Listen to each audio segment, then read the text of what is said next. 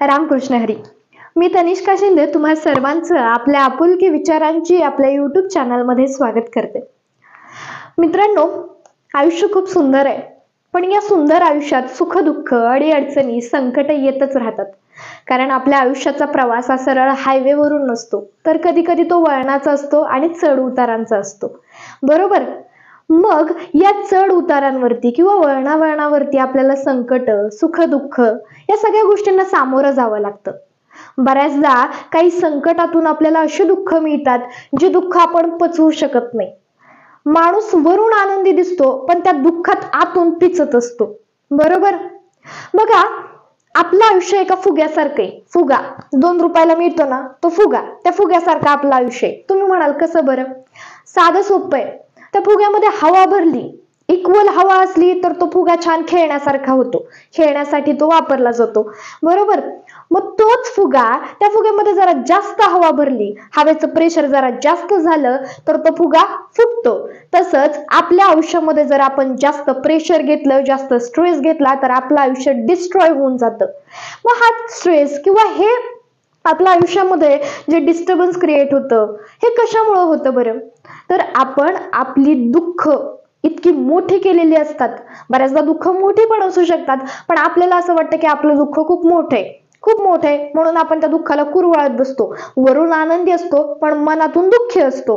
कारण आपण आपल्या दुःखाला मोठं केलेलं असतं, आपण आपल्या दुःखाचा जास्त विचार करत असतो, बरोबर. मग या दुःखातून बाहेर निघायचं कसं? साधं सोपं आहे.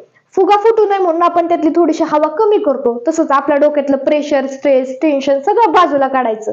पण हे एवढं सोपं नसतं. दुःखातून बाहेर येणं खूप सोपं नाहीये. जसं दुःख येतं खूप सोप्या रीतीने, तसं जात सोप्या रीतीने जात नाही, सोप्या मार्गाने जात नाही. त्याला घालवण्यासाठी कष्ट करावे लागतात, त्याला थोडीशी मेहनत घ्यावी लागते. मग ती काय मेहनत घ्यावी लागते, कशा प्रकारची मेहनत घ्यावी लागते, ते सगळं मी आज सांगते. सगळ्यात पहिलं, तुमचं दुःख जर तुम्हाला हलकं करायचंय, दुःखातून बाहेर निघायचं, तर काय करावं लागेल? सगळ्यात पहिल्यांदा तुमची आवडती एखादी व्यक्ती, सहवास त्या एका व्यक्तीचा. तुम्ही जर व्हिडिओ पाहिला असेल, आपल्या चॅनलवरती आहे, हा व्हिडिओ झाल्यानंतर तो व्हिडिओ जाऊन बघू शकता. आपल्या आयुष्यात एकतरी अशी हक्काची व्यक्ती पाहिजे, ज्या व्यक्तीसमोर आपण कुठलंही दुःख व्यक्त करताना आपल्याला कोणत्याही प्रकारचा विचार करावा लागणार नाही. त्या व्यक्तीसमोर जाऊन आपण व्यक्त झालं पाहिजे. बऱ्याचदा आपल्याला असं वाटत असतं की नको, नाही मला कोणासमोर व्यक्त व्हायचं, नाही मला माझं दुःख सांगायचं. मग अशा वेळेस काय करायचं? तर स्वतःच स्वतःशी बोलायचं. एकांतात शांत एका ठिकाणी जाऊन बसायचं आणि स्वतःशी बोलायचं. तुम्ही म्हणाल प्रत्येक व्हिडिओमध्ये ही काय सांगते बरं स्वतःशीच बोलायचं?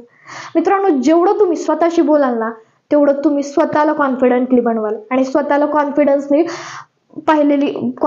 भरलेली इमेज स्वतःची पाहाल. आता कसं बरं जायचं? शांतपणे स्वतःच्या शांत ठिकाणी जायचं, जिथं तुम्हाला शांत वाटतंय, एकांत वाटतंय, तिथं जायचं. स्वतःच्या मनाला बोलत राहायचं. स्वतःचं दुःख तुम्हाला माहिती आहे तरी ते पुन्हा नव्याने सांगायचा प्रयत्न करायचा, त्यातून नव्याने काहीतरी मार्ग निघतोय का पाहायचं. आणि अशा प्रकारे कोणासमोर तरी, एकतर स्वतःसमोर तरी, नाही तर कोणासमोर तरी व्यक्त व्हायचं. दुसरी गोष्ट म्हणजे रडा. तुम्ही म्हणाल लोक म्हणतात रडायचं नाही, लढायचं, आणि ही म्हणती रडा. हो, रडा. रडल्यानंतर ना माणूस खरंच मोकळा होतो, माणसाचं डोकं शांत होतं, असं मला वाटतं. दुःखाचे वाटा अशा बाहेर पडतात, अश्रून वाटे हे दुःख बाहेर पडून जातं. त्याच्यामुळे रडा. कोणत्या तरी आवडत्या व्यक्तीसमोर रडा. त्या व्यक्तीसमोर नसेल रडायचं तर स्वतः रडा, पण रडा. फिल्म मध्ये कसं दाखवतात बघा बरं, की एकांताच्या ठिकाणी जातात, रडतात, मोठ्याने ओरडतात. तसंच करायचं, दुःख खरंच हलकं होतं. आता बघा, रडल्यानंतर कसं दुःख हलकं होतं याचं एक एक्झाम्पल द्यायचं झालं तर बघा, चुकीचं समजू नका, पण एखाद्याच्या घरी एखादा माणूस, जर माणसाचं निधन झालं, स्वर्गप्राप्ती झाली एखाद्या माणसाला, तर त्याच्या कुटुंबातले कसे ढसाढसा रडतात. पहिल्या दिवशी खूप रडतात, दुसऱ्या दिवशी थोडंसं प्रमाण कमी होतं, तिसऱ्या दिवशी अजून थोडंसं कमी होतं, चौथ्या दिवशी अजून कमी होतं, 13व्या दिवसापर्यंत रडणं माणसाचं पूर्णपणे बंद झालेलं असतं. कारण की माणूस रडून व्यक्त होऊन मोकळा झालेला असतो. त्याच्यामुळे जेवढं तुम्ही रडाल, जेवढं तुम्ही व्यक्त व्हाल, तेवढं तुमचं दुःख कमी होईल.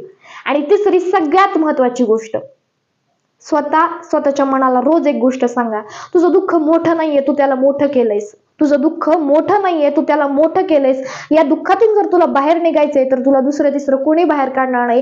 तूच तुझ्या मनाला सावर, तूच तुझ्या मनाला नव्याने उभारी दे आणि या दुःखातून बाहेर निघण्यासाठी प्रयत्न कर. आणि असा इतिहास घडव, जो इतिहास पाहून तुझ्यासारखेच अनेक लोक जी दुःखात पिचत बसतायत, तीच तुझ्या इतिहासाचं उदाहरण घेऊन तुझ्या त्यांच्या दुःखातून बाहेर निघतील. असा काहीतरी इतिहास निर्माण कर, असं स्वतःच्या मनाला सांगा.